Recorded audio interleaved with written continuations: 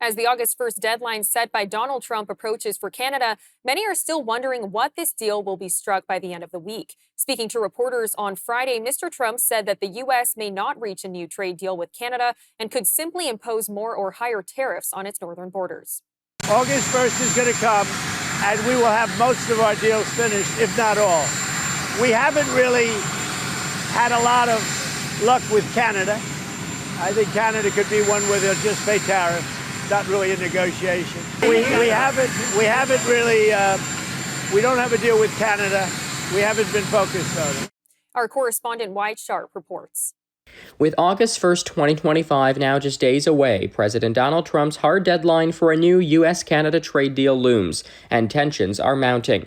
Trump, speaking to reporters on Friday, made clear that unless a deal is signed by Thursday, the U.S. will move forward with tariffs as high as 35% on Canadian goods. He said flatly, quote, "Canada might just have to pay tariffs. We don't need to make a deal." Commerce Secretary Howard Lutnick backed him up, confirming that customs officials are gearing up to begin collecting tariffs immediately at midnight on August the 1st, with no room for extensions or grace periods.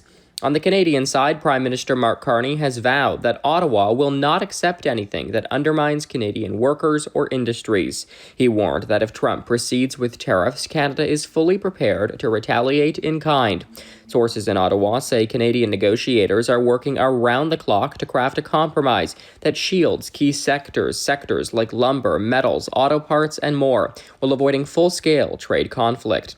This week also saw a rare delegation with 4 U.S. senators flying into Ottawa in an effort to cool rising tensions. Though they stopped short of publicly criticizing President Trump, they emphasized the importance of preserving the U.S.-Canada economic relationship, especially as global competitors like China exert greater influence.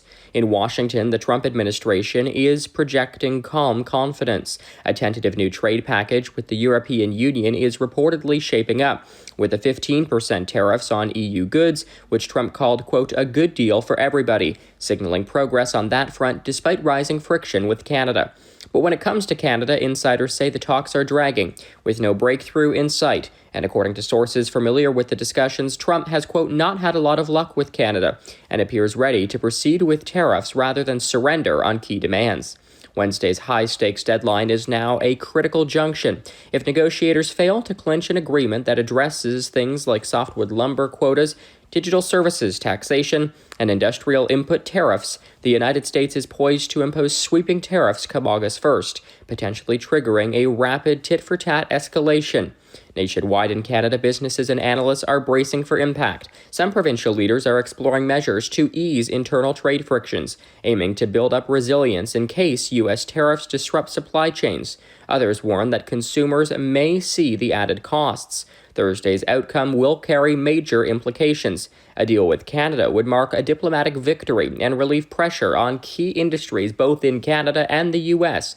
Meanwhile, a collapse, on the other hand, would open the door to full-scale trade confrontation and put Canadian firms and consumers squarely in the crosshairs. Trump is expected to head to Europe later this week for high-level meetings where a final push with EU leaders is underway. Mr. Trump currently in Scotland as Canada's fate remains uncertain.